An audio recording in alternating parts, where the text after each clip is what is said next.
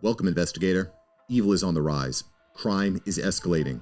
Our mission is to eliminate the crime by exposing evil, examine why it manifests, and highlight the brave souls that confront it every day. Join us as we work together to bring justice to every victim. Welcome to All Things Crime. Here's your host, Jared Bradley. Hey, everybody. It's Jared. Welcome to another episode of All Things Crime. Appreciate you being here. Can't do this without you. And I also can't do it without amazing detectives like Detective Ryan Peat that we have on today. He's out of North Aurora, Illinois. And we are going to be talking about a victim from 1979. Correct. A young girl named Kathy Hale. And to get us started, this is a special case for a number of reasons, not only because it's so old, but also because how it was solved and the number of people and the decades that it took to solve it. I think there's a news article out of ABC 7, I think it's out of Chicago, that really illustrated this well. And I'm gonna keep referring back to it. But I want to get started with this. And I think this line, Detective Pete, and I appreciate you coming on the show, by the way. Thank you for having me.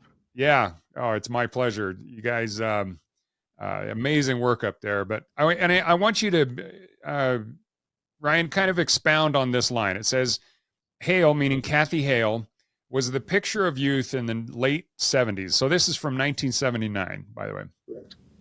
Bright eyes under glasses, overalls, and feathered hair.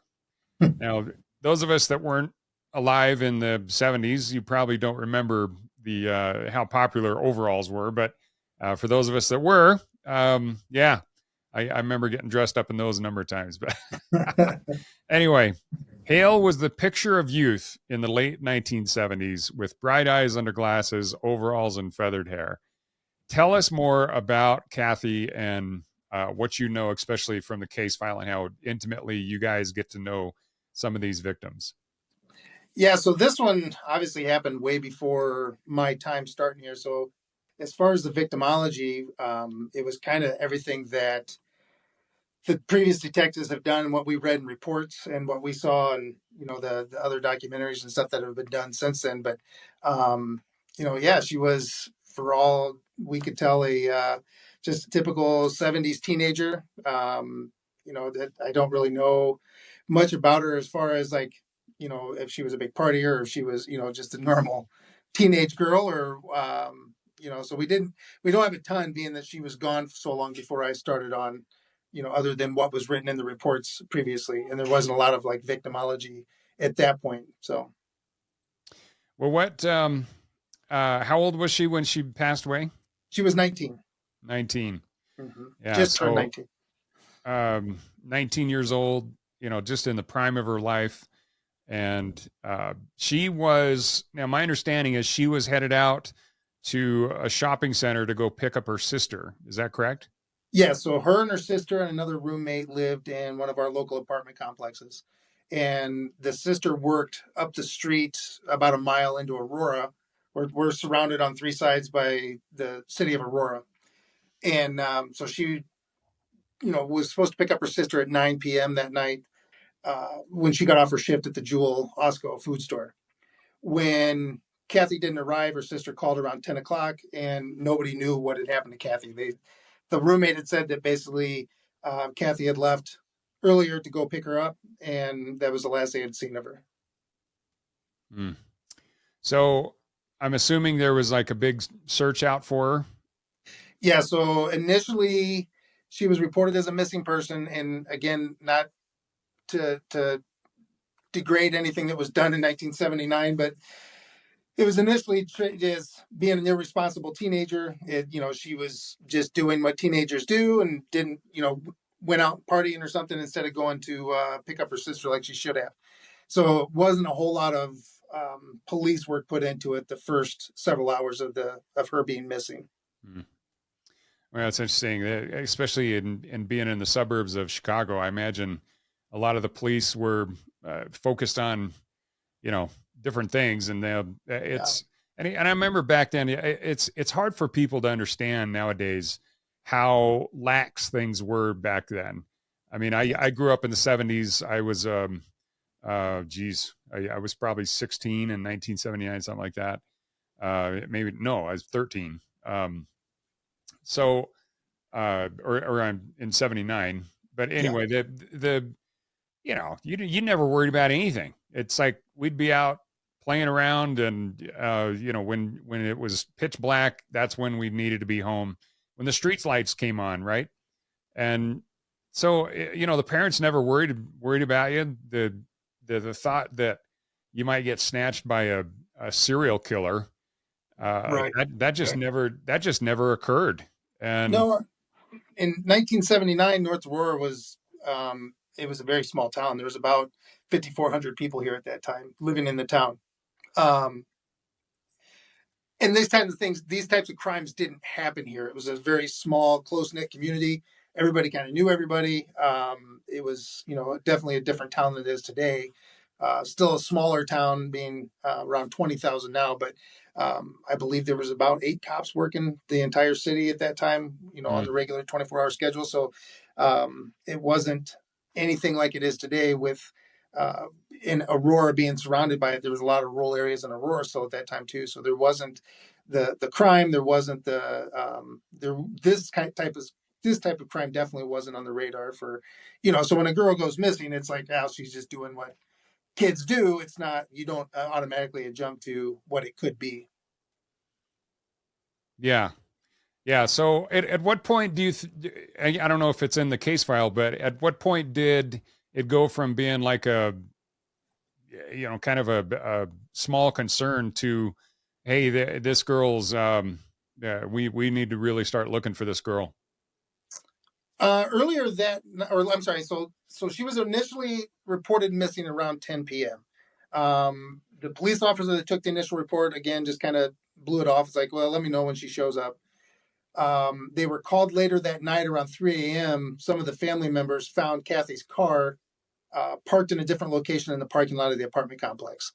So where her car's usually parked, like say on the west side of the building, it was now parked over on the east side of the building, furthest point away from her apartment.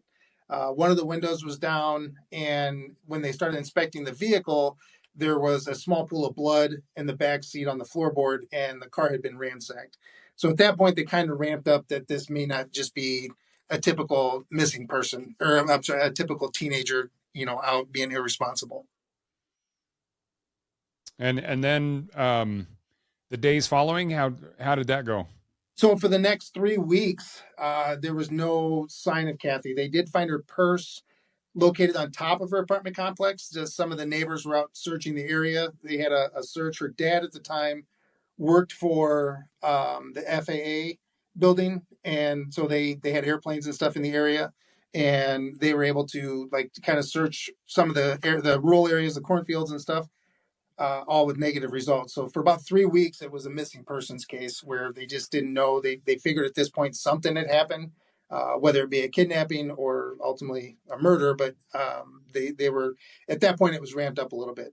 The Illinois State Police were involved to assist us at that point as well, and we were using their crime labs and their facilities to kind of help whatever evidence we did recover. And then after about 3 weeks, how was she finally found? There was a 12-year-old boy that was fishing in the Fox River with his father, and he found her. It was in April 24th, I believe. I have notes here. Yeah, so on April 24th, 1979, her body was found floating in the Fox River about 200 yards south of the I-88 bridge, and about 15 feet off the shore. Like get snagged on a tree or something? That I don't know. I know they just found the body floating. Okay. There wasn't a lot of detail as to how she came to rest in that location. Now, do you think that she was in the river from the time she went missing? Yes. Yeah, that's our belief. We don't have 100% timeline, but from what we know now of the offender and what we were able to discover through other cases, more than likely she was taken directly from her apartment, abducted in her apartment complex, and then he drove her down towards the river area where she was assaulted and strangled, and then put in the river. And this is we're talking about Bruce Lindahl. We'll talk about him in just a minute, but basically, what was determined that he did to her? Well, we do know from the evidence that we found in the with the MVAC is that she was sexually assaulted, and then she was strangled. As far as we can tell, there was a bruise on her face to the point where we believe she was probably knocked unconscious at some point. It appears that she was punched in the face, and there was to the point where she bit through her lip. And then one of the other things that kind of tied us or started leading us towards Bruce, there was a small pockmark like on her collarbone area. And I know in some of the other cases where the victims were able to escape, Bruce had used like a compass type tool or an ice pick and held it to their neck, like in that area, and then forced them into the car. So that kind of started, painting a picture of kind of Bruce's MO. Yeah, I've heard of a lot of other cases where I actually helped on some of them where a suspect, like especially like Bruce Lindahl, once he's perfected his craft, if as disgusting as that is, but once they get really good at doing what they do, they use knives and things like that more as a controlling device as opposed to trying to use it to what it was initially designed for, and it was like stabbing somebody or slicing. They'll use it to control somebody, inflict fear, and then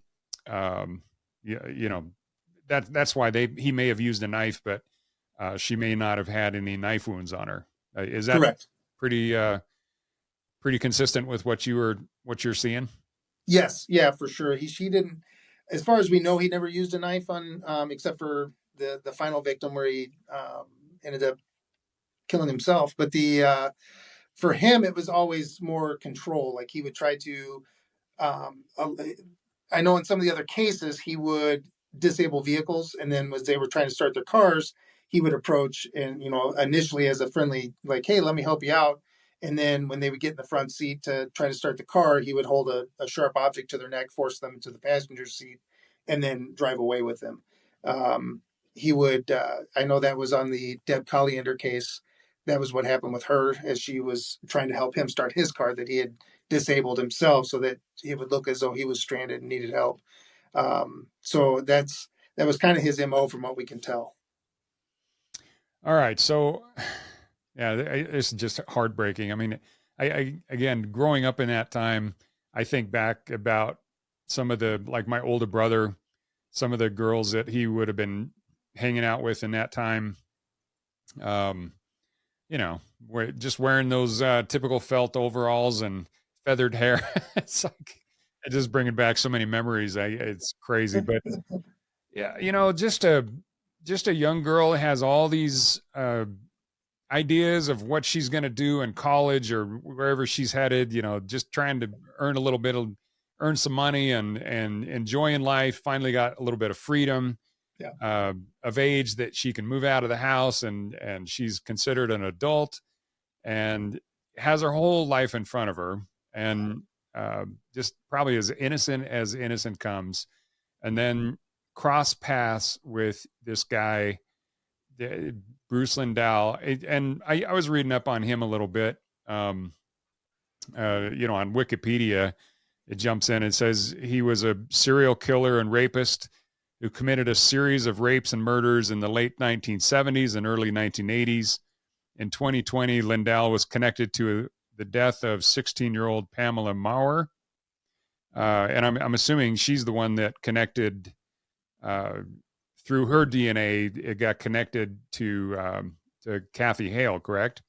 Correct. Yeah, that's where they originally. So Lisle PD reopened their case, and again, a lot of the credit for this case has to go to the work that Lisle PD did and uncovering everything that Bruce, because he wasn't really on our radar at that point as a potential suspect in this case. Mm-hmm. I know he'd been arrested in town a couple of times. We were able to track him back that he worked in a factory right down the road from the police department here.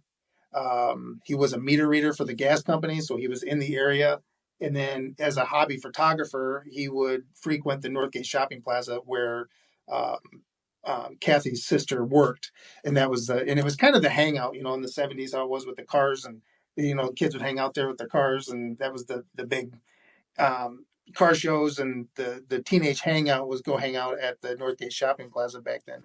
So he would frequent that area, hang out with the other teenagers, and even though he was in his 20s at the time, it was he was still that type of guy, and so yeah, everything was yeah, that was Yeah.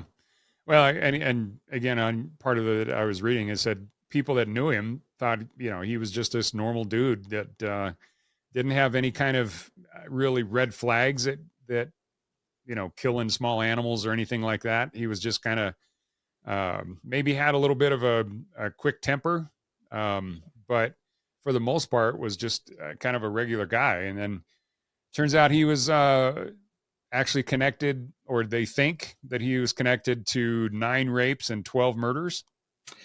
Yeah, there is and again, I don't want to get into. There's a lot of other circumstantial evidence, and that's where we were. So there was a documentary done called The Box, and it was done on Paramount UK's, and they released it overseas. But they came to us and wanted to talk to us about that at the time, and all we had was circumstantial evidence.